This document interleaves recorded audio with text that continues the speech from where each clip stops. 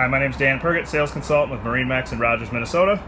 Today we're looking at a pre-owned 2002 Sea Ray 280 Sundancer.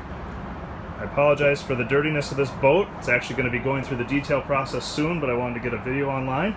As you can see, there's a lot of seating here, forward and aft facing. There is a bench behind me as well.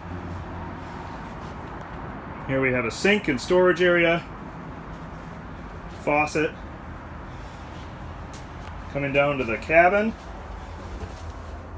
got a nice area to sit and conversate.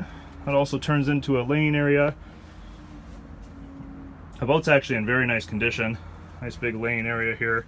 Get your speakers up there. A TV, microwave, refrigerator. So very competitively priced. Here in the bathroom, obviously a toilet, shower.